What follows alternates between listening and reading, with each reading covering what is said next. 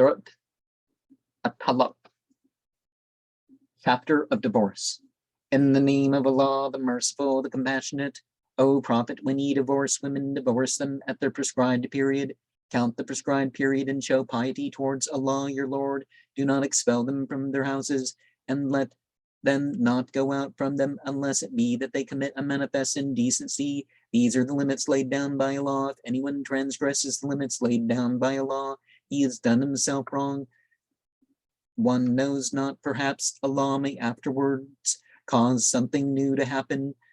When then they reach their term, neither retrain them reputably or part from them reputably, and call as witnesses 2 persons of probity from amongst you, and set up the testimony for Allah. And thus is admonished whosoever believes in Allah on the last day, and if anyone shows piety towards Allah, he will appoint for him a way out, and will provide for him from whence he reckons not upon. If anyone sets his trust upon Allah, his is his sufficiency. Verily Allah attaineth his object, and to everything hath Allah appointed a measure. For those of your women who have no hope of further menstruation, if ye are in doubt, the prescribed period is 3 months, and for those who have not menstruated, for those who are pregnant, the term is when they are delivered of what they bear. If anyone shows piety towards Allah, he will of his affair appoint for him an easy portion. That is the affair of Allah which he has sent down to you. If anyone shows piety towards Allah, he will absolve him from his evil deeds and make great his reward. Lodge them where ye lodge according to your circumstances, and do not put pressure upon them so as to straiten them. If they are pregnant, bear their expenses until they are delivered of what they bear, and if they then suckle the child for you, give them their hires and consult together reputably. But if ye find mutual difficulties, some other woman will suckle the child for him. Let him who is well off spend of his abundance, and let him who is stinted in his means of life spend of what Allah hath given him. Allah doth not lay burdens upon anyone except according to what he has given him.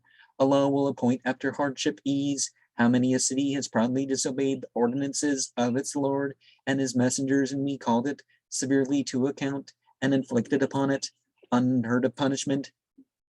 So it experienced the blight of its affair, and the end of its affair was loss. Allah prepared for them severe punishment. So show piety towards Allah, ye of intelligence. O ye who have believed, Allah hath sent down to you a reminder, a messenger reciting to you the signs of Allah's evidences, in order that he may bring forth those who have believed and wrought the works of righteousness from the darkness to the light. Whosoever believes in the law and acts uprightly, he will cause to enter gardens through which the rivers flow, to abide therein forever. For him hath Allah made good provision. Allah it is who hath created 7 heavens, and of the earth their like, between which the affair descends, that ye may know that Allah over everything hath power, and that Allah hath comprehended all things in his knowledge. And just like marriage is the center of religion, in a way of speaking, I mean, like half of religion, really. Well, I guess divorce can be included in that statement, but divorce is also not to be a secularized act. It is the worst of the permissible things. And as previously noted, the chapter that talks about not making it a time for insult and some other things, each party has its rights.